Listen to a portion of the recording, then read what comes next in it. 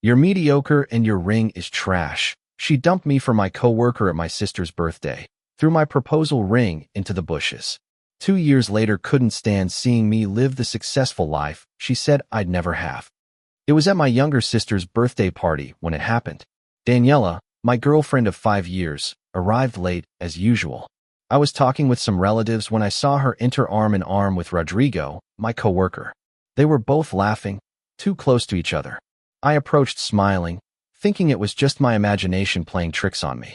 Sebastian, we need to talk, Daniela said with a firm voice, without even greeting me.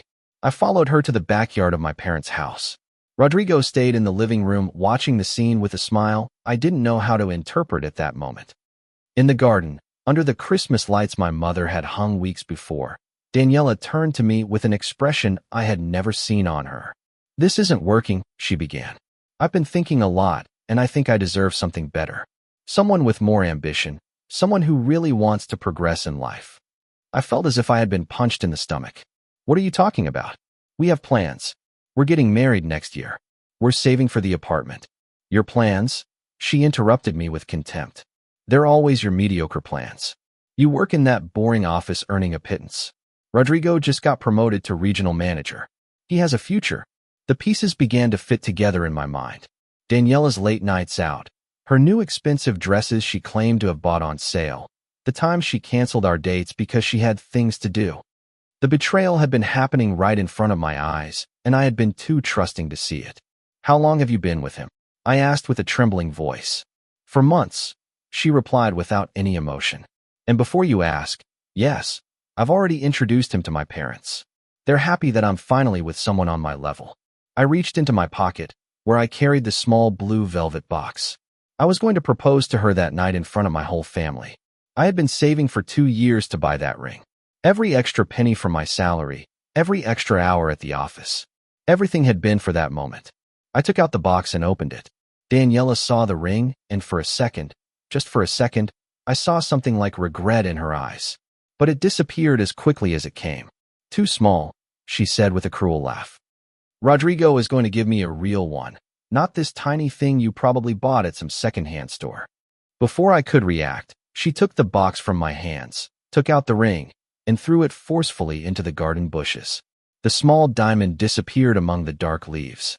"Goodbye, Sebastian. I hope you find someone as mediocre as you someday." She turned around and went into the house. Through the windows I saw her take Rodrigo's arm and leave together through the front door. I heard the sound of her car engine driving away while I was still standing in the garden, looking at the bushes where the ring that had cost me so much to get had disappeared. It was my sister Andrea who found me 20 minutes later, searching among the plants with her hands full of dirt and her eyes wet. She didn't say anything. She just knelt beside me and started searching with me. It took us an hour to find it. When I finally had it in my hand again, I put it in my pocket and never took it out again. During the following weeks, I fell into a deep depression. Daniela constantly posted photos on her social media, expensive restaurants, weekend trips, exclusive events, always on Rodrigo's arm. He flaunted their new relationship at the office, telling intimate details that made me feel humiliated in front of all my colleagues. My performance at work began to decline. I arrived late, made mistakes in important reports. I avoided meetings where I knew Rodrigo would be. My supervisor, Mr. Marquez, called me into his office one day in March, 3 months after the breakup. "Sebastian, I've known you since you joined this company 6 years ago. You're one of my best analysts, but lately something isn't right. Do you want to talk about it?" I told him everything. I didn't plan to, but once I started I couldn't stop. "Mr. Marquez listened in silence, nodding from time to time. When I finished, he leaned back in his chair and looked at me intently. "Son, I'm going to tell you something my father told me when I went through something similar. The best act of revenge is massive success. That woman considered you mediocre. Prove her wrong." "But how?" I started to say. "The company is looking for candidates for a training program in international project management. It's 6 months of intensive training with the possibility of promotion and transfer to any of our offices in Latin America. The base salary is triple what you earn now. I'm nominating you." I didn't think twice. I accepted immediately. The next 6 months were the hardest of my life. I studied until 3 in the morning. I attended classes on weekends. I took additional online courses. I deleted Daniela and Rodrigo from all my social media. I blocked their numbers. I focused solely on myself and my professional growth. During that time, my sister Andrea was my constant support. She had just finished her degree in business administration, and together we started to plan something that would change my life forever. Using the money I had saved for the apartment with Daniela, plus a loan that Andrea got, we decided to open our own business consulting firm. It was difficult at first. I worked in the training program during the day and on our consulting firm at nights and on weekends. But Andrea had a natural talent for business, and I had learned a lot in my years at the company. Our first client was a small bakery that wanted to expand. We helped them restructure their finances, and in 6 months, they had opened 2 more branches. Word of mouth worked. Soon we had more clients than we could handle. Small family businesses that needed advice, entrepreneurs looking for investors, medium-sized companies that wanted to optimize their processes. Every successful project brought us 3 more. When I finished the training program, they offered me the regional management of the Southern Zone, the same position Rodrigo had, but in a larger region and with a better salary. However, I turned down the offer. Our consulting firm was generating more money than I would have ever earned at the company, and we had the freedom to choose our projects and schedules. 18 months after the breakup, Andrea and I inaugurated our first formal office. We no longer worked from my apartment. Now we had a space in the city's financial center with 5 employees and a waiting list of clients. I had lost 15 kilograms, started exercising regularly, renewed my wardrobe, and most importantly, regained my confidence. It was then that I saw Daniela again. It was a Friday night when I decided to go out with some friends from college I hadn't seen in months. We had arranged to meet at a new restaurant in the Pink Zone, one of those modern places with dim lighting and background jazz music. I arrived directly from the office dressed in an Italian suit I had bought the week before for an important presentation. My friends were already at the table when I arrived. Carlos, my best friend since college, whistled when he saw me arrive. "Look at Mr. Successful Businessman," he joked as he gave me a hug. "You look amazing, brother. Nothing like that depressed guy who cried on my sofa a year and a half ago." I laughed, although the memory still stung a little. Those days are behind me. Now I'm focused on more important things. We sat down and started to catch up. Carlos worked at an architecture firm. Laura had just returned from a postgraduate degree in Spain, and Miguel had opened his own advertising agency. We were all at good points in our lives, celebrating our achievements with red wine and good food. It was Laura who saw her first. Her expression changed subtly as she looked towards the restaurant entrance. "Sebastian, don't turn around now, but your ex just walked in." Of course, I turned around immediately, and there was Daniela, standing at the entrance in a dress I recognized as the same one she had worn in one of her photos with Rodrigo months ago. But there was something different about her. She looked tired, with dark circles under her eyes that her makeup couldn't completely hide. She was alone, looking at her phone with a frustrated expression. Our eyes met. I saw her eyes widen in surprise, looking me up and down. I simply raised my wine glass in a cordial greeting and turned my attention back to my friends as if her presence had no effect on me. "Are you okay?" Miguel asked in a low voice. "Perfectly," I replied with sincerity, and it was true. I no longer felt anything for her. Not love, not hate, just indifference. For the next 20 minutes, I tried to concentrate on the conversation, but I could feel Daniela's gaze from her table on the other side of the restaurant. Laura discreetly informed me that she was still alone, constantly checking her phone. When we finished dinner and asked for the bill, I got up to go to the bathroom. In the hallway leading to the restrooms, Daniela appeared as if she had been waiting for me. "Sebastian," she said softly. "What a surprise to see you here." "Daniela," I replied politely but coldly. "Excuse me, I'm in a hurry." "Wait, please." She extended her hand, but didn't touch me. "You look very good, different. Have you been exercising?" "Among other things," I replied without giving details. "If you'll excuse me." "I heard you opened your own company," she continued quickly. "Your sister posted it on her social media. That's very impressive." "Thank you. Andrea and I have worked very hard." There was an awkward silence. Daniela played nervously with her phone, as if searching for the right words. Finally, she said, "Rodrigo and I broke up 3 months ago." "I'm sorry to hear that." I lied. "I actually felt nothing about it." "Don't be sorry." She let out a bitter laugh. "He turned out to be a complete idiot." Did you know he had two other girlfriends besides me? One in the Monterrey office and another in Guadalajara. I found out when one of them showed up at a company meeting here. She made a whole scene in front of everyone. I didn't know what to say, so I just nodded. Daniela continued as if she needed to confess. He lost his job 2 months ago. It was for embezzling company funds. He's under investigation. It was all a lie, Sebastian. The money he spent, the trips, the expensive gifts, it was all stolen money from the company. That's terrible, I said, and this time I meant it. Rodrigo had hurt me, but I didn't wish jail on anyone. I had to pay for part of what he spent on me, Daniela continued, her voice breaking slightly. My parents had to sell their beach house to help me cover the legal expenses. Now I live in a small apartment, work 2 jobs to pay the debts, and... She stopped, wiping away a tear that was beginning to form in her eye. And every day I regret what I did to you, how I treated you. You were good to me. You were honest, hardworking, loyal, and I threw it all away for someone who turned out to be the complete opposite. I felt a mix of emotions. Part of me, the part that still remembered the pain of that night in the garden, wanted to feel satisfaction at her karma. But another part, the part that had grown and matured during those 2 years, only felt pity. Daniela, I'm very sorry for what you're going through, I said honestly. But that doesn't change what happened between us. You humiliated me in front of my family. You betrayed me for months. You called me mediocre, and you threw away something that represented years of effort, as if it were trash. I know, she whispered. And I'm so sorry, Sebastian. If I could turn back time. But you can't, I interrupted her gently. And I've moved on. I wish you the best, really, but that chapter of my life is closed. I turned to leave, but her voice stopped me. Is there someone else? She asked. In her tone, there was something more than simple curiosity. There was hope, as if my answer could give her some chance. That's none of your business, I replied without turning around.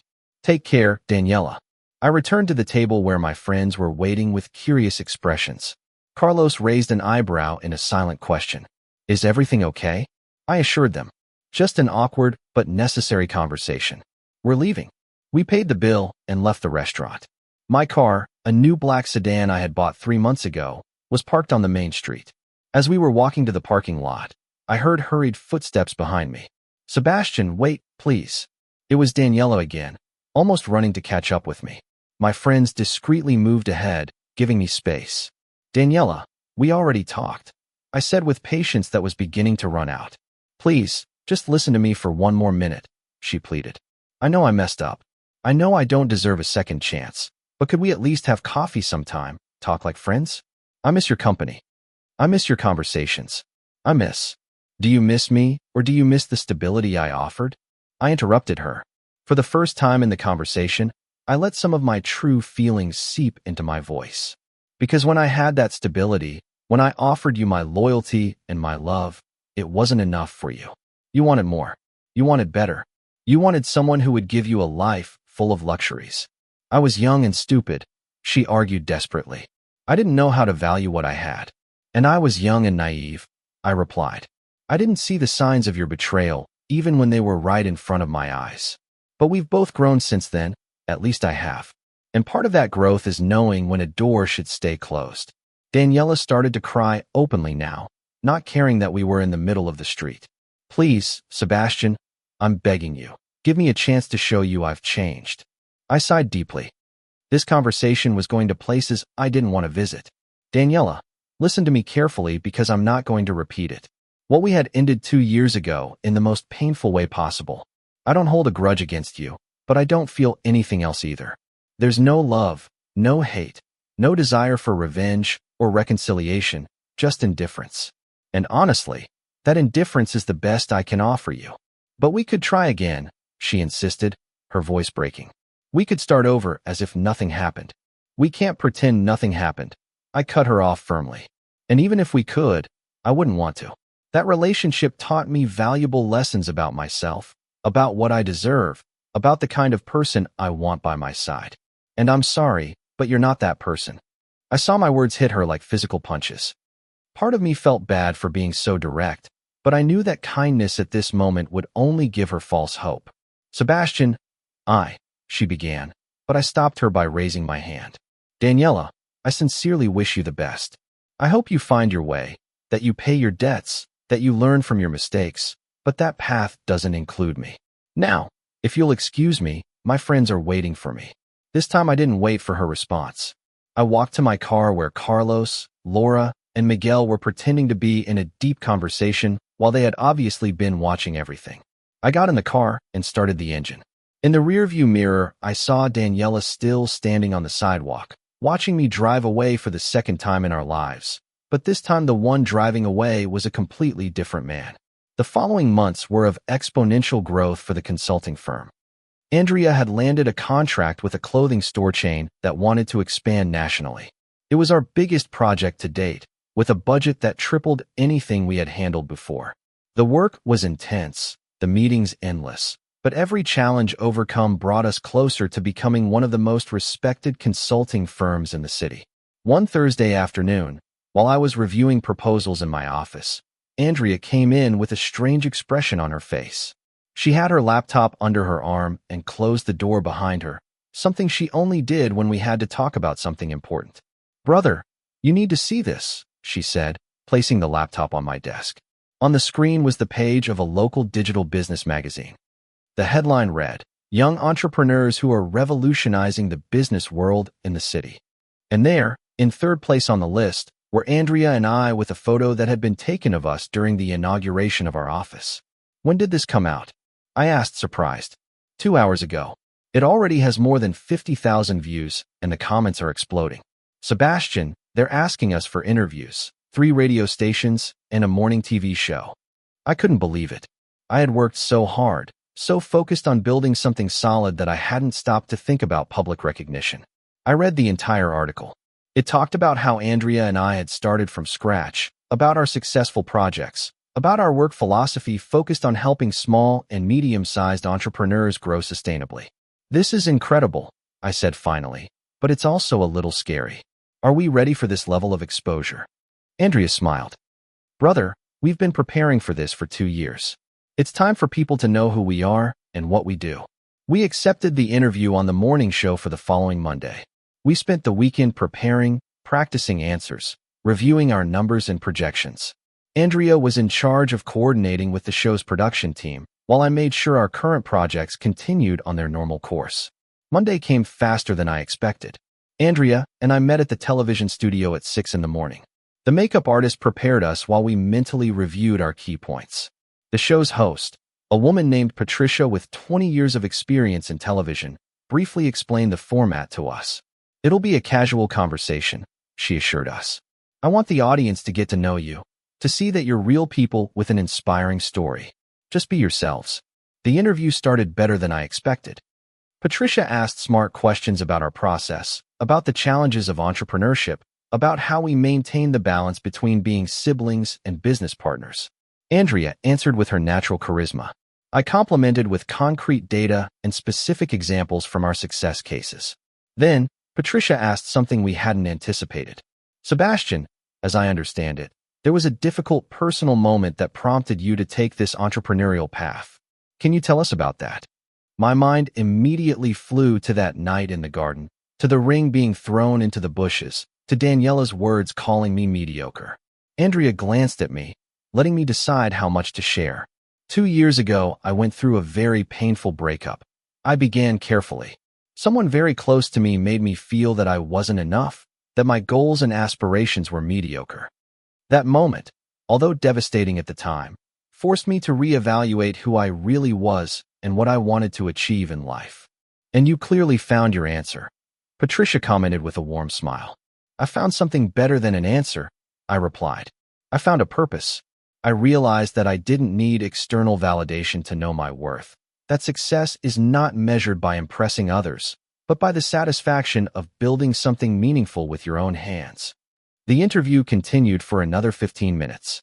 When it was over, several members of the production team congratulated us. Patricia told us it had been one of her best interviews of the month, and that she would definitely want to do a follow-up in 6 months. We left the studio feeling euphoric. Andrea immediately checked her phone and her eyes widened. "Sebastian, we're already trending on social media. Look at all these messages." Indeed, our inbox was exploding. Consultation requests, collaboration offers, congratulatory messages from acquaintances we hadn't seen in years. But there was one particular message that caught my attention. It was from a number I didn't have saved, but that I recognized immediately. "I saw your interview this morning. I'm very proud of you.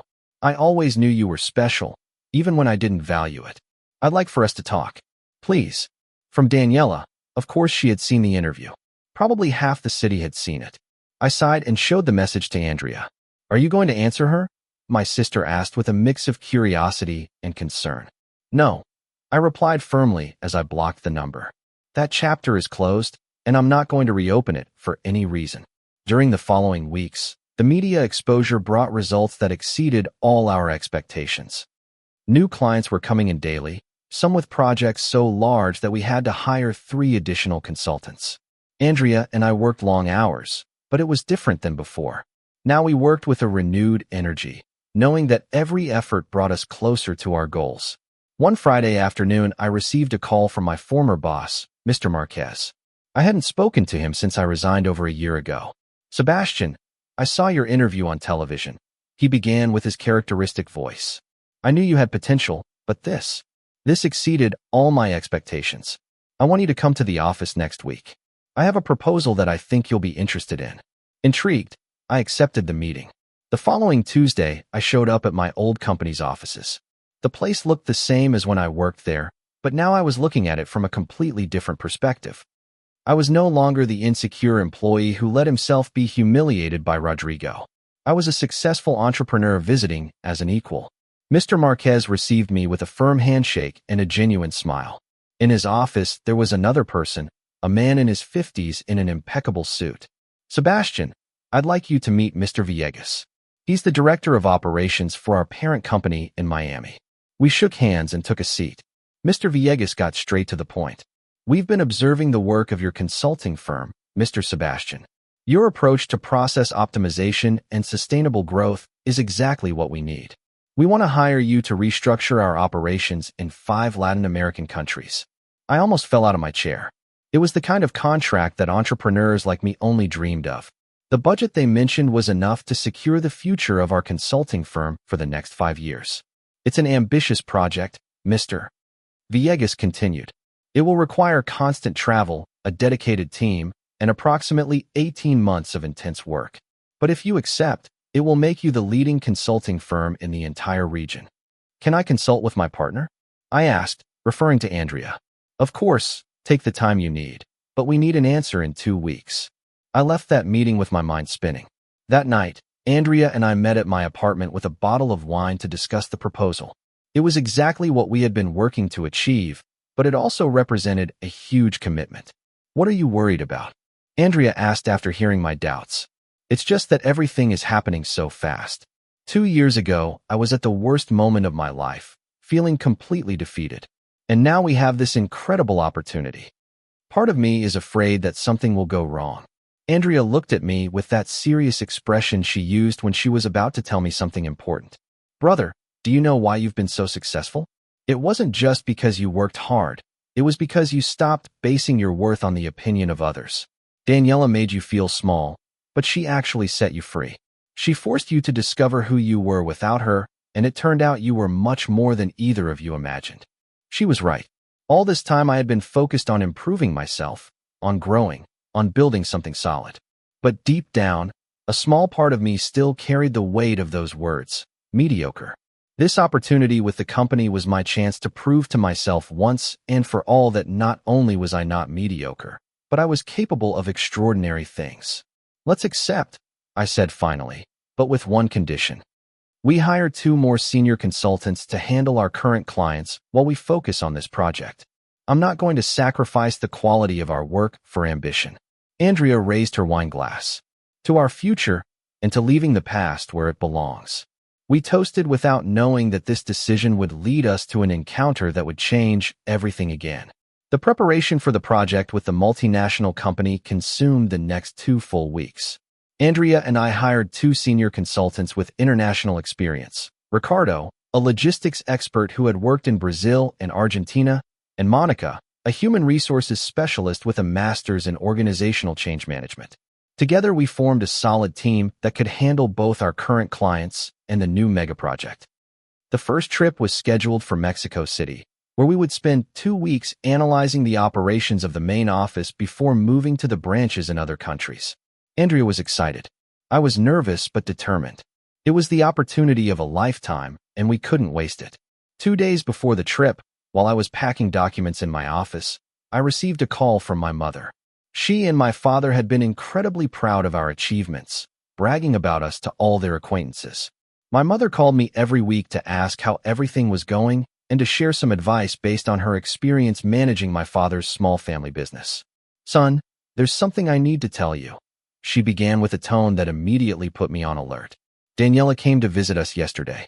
I felt as if cold water had been thrown on me. "What?"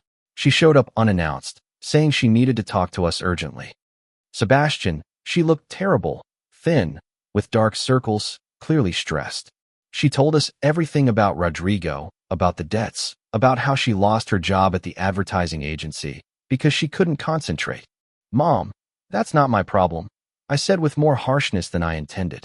"I'm sorry, but she made her decisions, and now she has to live with the consequences." "I know, son, I know. And believe me, your father told her exactly that. But there's something else you need to know. She asked us to intercede for her, to convince you to give her another chance." "Absolutely not," I replied firmly. "Mom, I appreciate you telling me, but my answer is no. I've worked very hard to rebuild my life. I'm not going to allow someone who destroyed me emotionally to come back and just because things are going badly for her now." "Your father and I told her the same thing," my mother assured me. "We explained that you had moved on and that she had no right to show up now asking for a second chance. But Sebastian," she said something that worried me. "She mentioned that if you don't talk to her, she'll find another way to get close to you." "Is she threatening me?" I asked incredulously. "I don't know, son. I'm just mentioning it so you'll be alert. You know Daniela. When she wants something, she can be very persistent." After hanging up, I sat in my office processing the information. The Daniela I knew was proud, sometimes manipulative, but I had never seen her as a stalker. However, desperate people do desperate things. I decided to talk to Andrea about this so she would be alert too. The day of the trip arrived without further incident. Andrea and I arrived at the airport 2 hours early, double-checking the documents we would need for the meetings in Mexico. We were in line to check our luggage when I heard a familiar voice behind me. "Sebastian, what a coincidence to find you here." I turned around, and there was Daniela with a small suitcase and dressed in sportswear. Her appearance had improved since the last time I saw her in the restaurant, but she still looked thinner than normal and with an expression of determination that unsettled me. "Daniela, what are you doing here?" I asked, although part of me already suspected the answer. "I'm going to Playa del Carmen. A friend invited me to spend a few days at her beach house. I need to disconnect, after everything I've been through." Andrea, who had been paying for the excess baggage, approached and assessed the situation immediately. "What a coincidence," she said with a tone that made it clear she didn't believe in coincidences. "Are you guys traveling too?" Daniela asked with false innocence. "Business trip," I replied curtly. "Daniela, my mother told me you went to my house. I need you to understand something very clearly. We're not going to have that conversation you so desperately want. Not now, not ever. I've moved on with my life, and I need you to respect that. I just want to talk, Sebastian," she said with a pleading voice. 5 minutes. That's all I ask. Then I promise I'll disappear from your life forever if that's what you want." "We already had that conversation at the restaurant," I reminded her.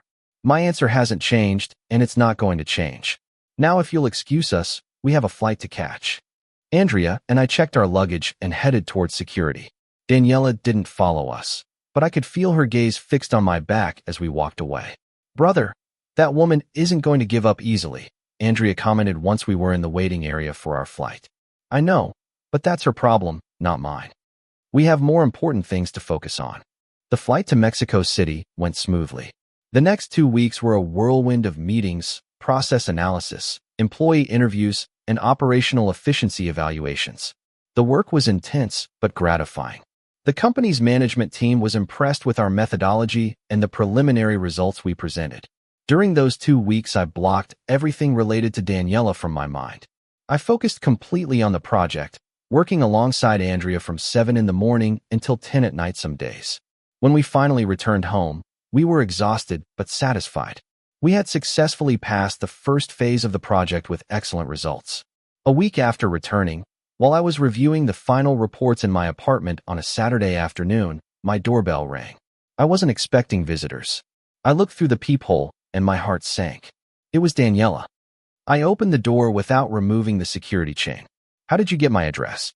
"Your sister Andrea has it posted on her LinkedIn profile as the company's contact address," she replied. "Sebastian, please, I need to talk to you. It's important." "Daniela, this is already harassment. If you don't leave right now, I'm going to call the police."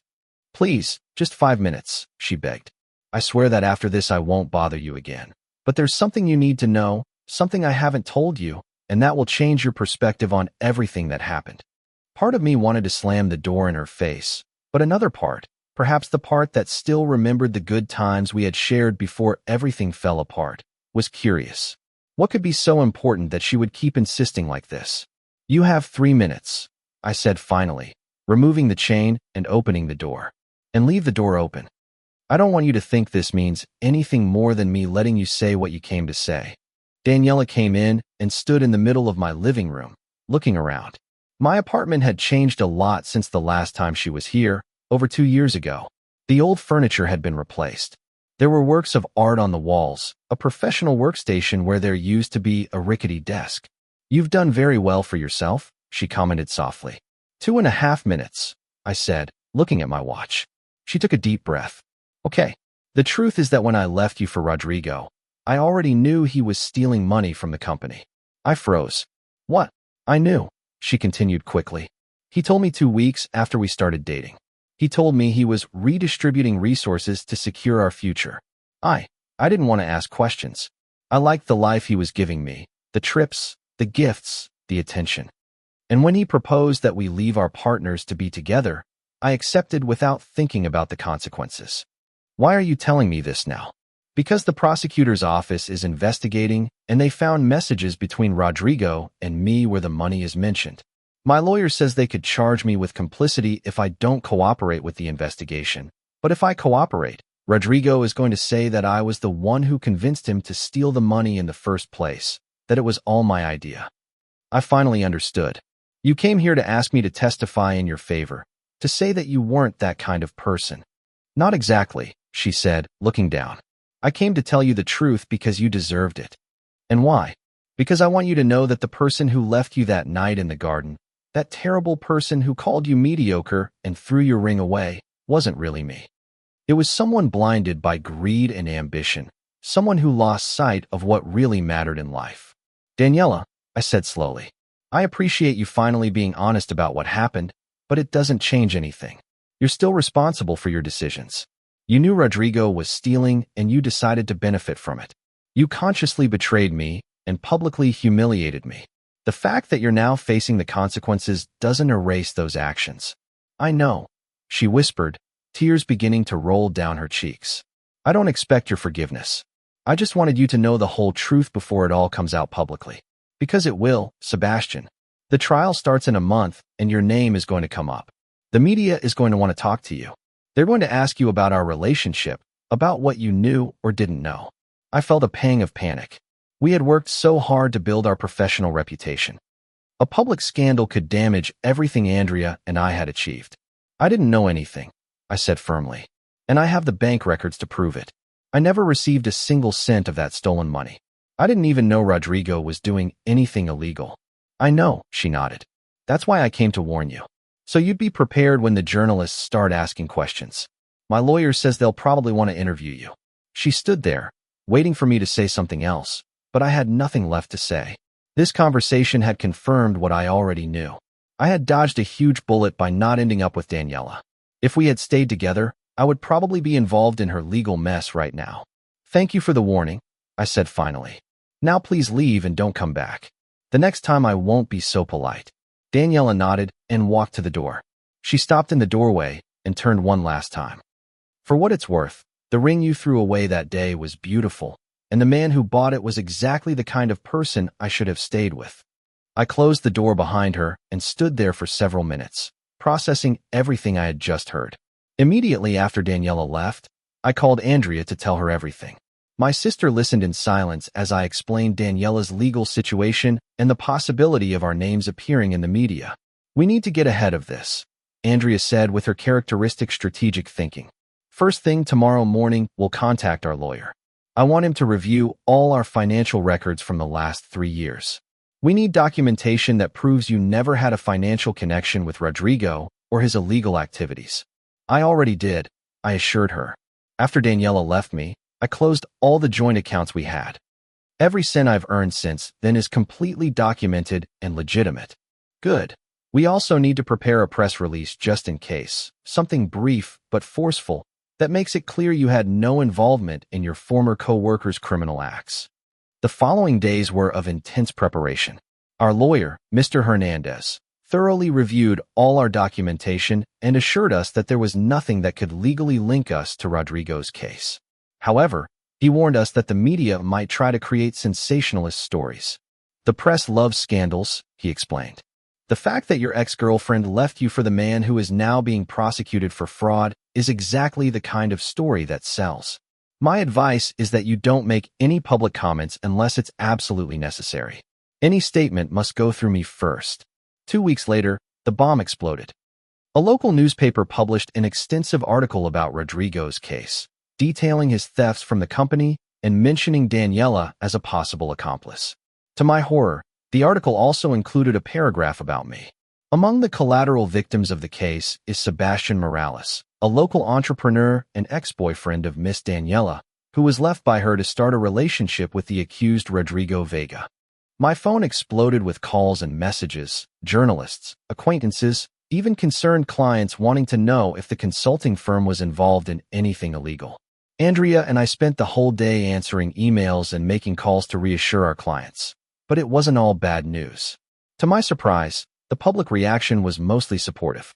On social media, people commented on how I had dodged a bullet and celebrated my success after the breakup. Some media outlets even wanted to do stories about how I had overcome the betrayal and turned pain into business motivation. Mr. Hernandez advised us to accept only one interview with a respectable media outlet to tell our side of the story once and close the topic. We chose a nightly news program known for its serious journalism. The interview was scheduled for a Thursday night. The journalist, a man of about 45 named Javier Torres, was professional and respectful. He asked me about my relationship with Daniela, about when we broke up, and if I had any knowledge of Rodrigo's illegal activities. Absolutely none, I replied clearly. When Daniela and I broke up, I cut off all contact with her and with Rodrigo. I was focused on rebuilding my life and my career. I had no idea what they were doing until it came out in the news. How do you feel now seeing that the person who left you is facing these consequences? Javier asked. I thought carefully about my answer. I don't feel satisfaction. What I feel is relief that I discovered her true nature when I did before getting more deeply involved. And I also feel gratitude because that painful moment forced me to grow in ways I probably would have never grown if we had stayed together. The interview aired that night, and the response was overwhelmingly positive. Current clients wrote us messages of support. New potential clients reached out, impressed by how we had handled the situation with dignity and professionalism. Rodrigo's trial began 3 weeks later. I was subpoenaed as a witness, but my participation was minimal. I simply confirmed dates of our work and personal relationship with Daniela and made it clear that I never knew about their illegal activities. The prosecutor seemed satisfied with my testimony and released me after only 20 minutes. I saw Daniela in the courthouse. She looked small and defeated, sitting next to her lawyer. Our eyes met for a second, and I saw in her eyes something that looked like apology and acceptance. I nodded slightly, not in forgiveness, but in acknowledgement that we were both closing this chapter of our lives once and for all. The trial lasted 2 months. In the end, Rodrigo was sentenced to 8 years in prison for fraud and embezzlement. Daniela, who cooperated with the prosecution and proved she had been manipulated, although not innocent, received 2 years of probation and the obligation to pay restitution. Her reputation was publicly destroyed. While all this was happening, Andrea and I continued with the international project. We visited offices in Colombia, Chile, Peru, and finally Argentina. In each country, we implemented improvements that resulted in significant increases in operational efficiency. The director of operations, Mr. Villegas, was so impressed that he offered us an additional contract to expand our services to their operations in Europe. 18 months after starting the project, Andrea and I were in the office celebrating the successful conclusion of the biggest contract in our history. We had met all the objectives, exceeded all expectations, and established our consulting firm as a leader in the region. Do you remember that night in the garden? Andrea asked as we toasted with champagne. When you thought your life was over? As if it were yesterday, I replied. But it seems like a completely different life, as if it happened to someone else. In a way, it did happen to someone else, my sister reflected. That Sebastian died that night. The man you are now was born from those ashes. She was right. The man who had cried looking for a ring in the bushes no longer existed. In his place was a successful, self-assured entrepreneur who had learned that his worth did not depend on the opinion of any person, that true success was not about impressing the one who had rejected you, but about building a life so full that that rejection became irrelevant. That night, as I was driving home after the celebration, I passed by the restaurant where I had run into Daniela over a year ago. I smiled slightly, remembering how she had begged me for a second chance, not knowing that I had already completely moved on from what we had. Life has strange ways of coming full circle. Sometimes the worst betrayal becomes the best gift. And sometimes throwing a ring on the ground is the universe's way of telling you that you deserve something much better than a piece of jewelry. You deserve respect, loyalty, and someone who sees your worth without needing demonstrations. 3 years after that night in my parents' garden, my life had reached a stability and fulfillment I never imagined possible. The consulting firm Andrea and I founded had become one of the most respected in the region, with offices in 4 countries and a team of 25 highly trained professionals. But the most important thing wasn't the professional achievements, but the inner peace I had found. I had learned to measure my success not by external recognition or by proving something to someone, but by the satisfaction of building something meaningful and helping others in the process. One Saturday afternoon in spring, I was at the new house I had bought on the outskirts of the city. It was a quiet place, with a large garden where I had planted several fruit trees. While I was pruning the branches of an orange tree, I heard the doorbell ring. It was my sister Andrea, accompanied by someone I didn't expect to see. My former boss, Mr. Marquez, now retired from the company, but with whom I maintained occasional contact. "Sebastian, I hope I'm not interrupting your afternoon," said Mr. Marquez with his usual cordiality. "But I had to come personally to give you some news." I invited them in and prepared coffee while Mr. Marquez opened his briefcase and took out a specialized business magazine. "It came out this morning," he said, showing me the cover. "They wanted to surprise you." On the cover was my photo with Andrea with the headline, "Entrepreneurs of the Year," the story of overcoming behind the success of Morales Consulting. The 10-page article detailed our growth, our successful projects, and yes, it also briefly mentioned the story of my breakup with Daniela and how that difficult moment had prompted me to create something extraordinary. "The best part of all," added Andrea with a smile, "is that 3 universities have already contacted us to give conferences on entrepreneurship, and there's a publishing house interested in you writing a book on leadership and business resilience." I felt overwhelmed but deeply grateful, not for the recognition itself, but because it represented the validation of years of hard work, of difficult decisions, of staying true to my values even when the path was uncertain. That night, after Andrea and Mr. Marquez left, I stayed in my garden watching the sunset. I took out of my wallet something I had kept for all these years, a wrinkled photograph of the ring I was going to give to Daniela. I had kept it not as a reminder of pain, but as a symbol of a chapter one needed to close completely. I walked to the small cherry tree I had planted when I moved into this house. I dug a small hole in the ground next to its roots and buried the photograph. "Thank you," I whispered, not to Daniela, but to the entire experience, for teaching me that rejection is sometimes protection, that the doors that close do so that we can see the windows that open, that true self-love comes not from external validation, but from knowing your own worth. 2 months later, during a conference I gave at the university where I graduated, a young student raised her hand during the Q&A session. "Mr. Morales, your story is very inspiring, but I have a personal question, if you'll allow me. Did you ever forgive the person who betrayed you?" The audience fell silent, waiting for my answer. I thought carefully before speaking. Forgiveness is a complex process, I began. I don't think forgiveness means forgetting what happened or allowing that person back into your life. For me, forgiving meant letting go of the resentment that was consuming me. It meant accepting that that person made decisions that led them down one path, and I made decisions that led me down another.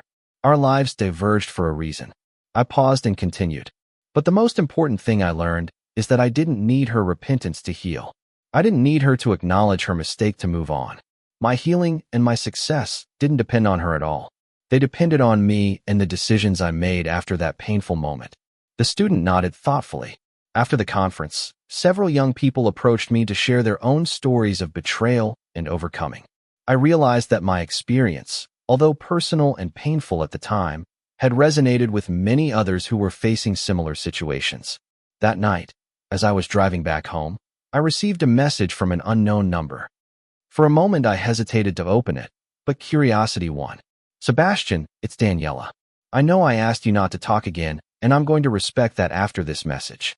I just wanted you to know that I saw your conference online. I'm genuinely happy to see everything you've achieved. I completed my probation sentence, and I'm working at a small bookstore trying to rebuild my life honestly. I don't expect a response, and I won't contact you again. I just wanted to say that you were right about everything. You deserved much better than what I could give you. Take care." I read the message twice and then deleted it. Not with anger or with vengeful satisfaction, but with genuine indifference. That part of my life was completely closed. Daniela was now just a character in a story that had ended a long time ago, 6 months later.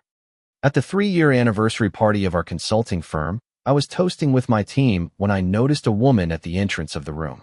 It was Camila, an architect we had recently hired to design our new offices. We had met 3 months ago during a planning meeting, and since then we had shared several coffees and lunches while working on the project. She approached with a warm smile. "Congratulations, Sebastian. This is impressive. What you've built, this whole team, this energy is inspiring." "I didn't build it alone," I replied, pointing to Andrea, who was surrounded by our employees. "This was a team effort from day one." "That humility is exactly why I admire you," said Camila. "Many successful entrepreneurs forget the people who help them get where they are. You don't." We talked for hours that night. For the first time in years, I felt a genuine connection with someone. I wasn't looking for validation or trying to prove anything. I was simply enjoying an honest conversation with a person who saw me for who I really was, not for who I had been or for what I had achieved. When the party ended and I was helping to clean up, Andrea approached with a knowing look. "You like her," she stated more than asked. "It's so obvious. Only to someone who knows you." I laughed. "And I think it's perfect. It's time for you to open your heart again. You've done all the internal work. You've healed. You've grown. You deserve to be happy, brother." She was right. For 3 years I had been so focused on building my business and rebuilding myself that I had left romantic love completely aside. But now, finally, I felt ready, not to fill a void, because there was no longer a void to fill, but to share the fullness I had found. Several months later, Camila and I made our relationship official. It was different from anything I had experienced before. There was mutual respect, genuine admiration, unconditional support. She celebrated my successes without feeling threatened, and I celebrated hers with sincere pride. One night, while we were having dinner at my house, Camila asked me about the cherry tree in my garden. "It has a story," I told her. And for the first time in a long time, I told her everything about Daniela, about the ring, about that night in the garden, and about how that devastating moment had become the catalyst for all the good that came after. "I buried a photo of the ring next to that tree when I moved here," I explained, as a way of closing that chapter definitively. Camila took my hand. "I'm glad you did that, because that closure allowed you to be completely present now with me, without carrying the weight of that past." I looked at the cherry tree that was now blooming beautifully. From something painful and buried had grown something beautiful and alive, a perfect metaphor for my own transformation. Have you ever faced a betrayal that in the end turned out to be the best thing that could have happened to you?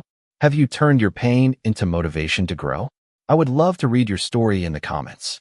If this story resonated with you, don't forget to leave your like and subscribe to the channel.